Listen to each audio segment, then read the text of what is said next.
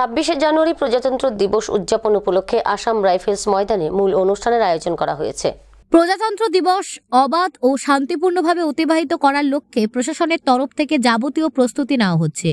প্রজাতন্ত্র দিবসে কিছু বিধিনিষেধও আরোপ করা হয়েছে। সাংবাদিকদের অনুষ্ঠান কভারের জন্য কি কি ব্যবস্থা গ্রহণ করা হবে সে বিষয়ে তথ্য সংস্কৃতি দপ্তরের অধিকর্তা শনিবার সাংবাদিকদের নিয়ে এক বৈঠক করেন।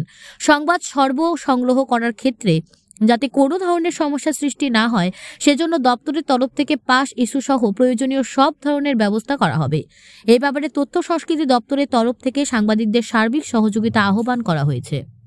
সে মিডিয়া কভারেজের ক্ষেত্রে একদিকে যেরকম প্যারেড চলবে, কালচারাল অনুষ্ঠান চলবে, পাশাপাশি কীভাবে সুবিধা করলে মিডিয়া পার্সোনাল ম্যাক্সিমাম কভারেজ করতে পারেন, পাশাপাশি ওইখানের মধ্যে যেন ডিসিপ্লিন ওয়েতে মুভমেন্টটাও কন্ট্রোল হয়, সেজন্য প্রতি বছরই আমরা আমাদের যারা সাংবাদিক বন্ধু আছেন যারা এই প্রোগ্রামে থাকবেন এবং অন্য যারা সংশ্লিষ্ট থাকেন তাদেরকে নিয়ে একটা মিটিং করি। সেইটা ফলো করে আজকে আমাদের এখানে মিটিংয়ে মূলত কীভাবে ইস্যু করলে পাস ইস্যুয়েন্স থেকে শুরু করে ফ্রি মুভমেন্টের ক্ষেত্রে শুরু করে রিহার্সাল কীভাবে কভার করা যায় ভালো মতে, as well as the final program, সবগুলো ম্যাটারে ডিসকাশন হয়েছে।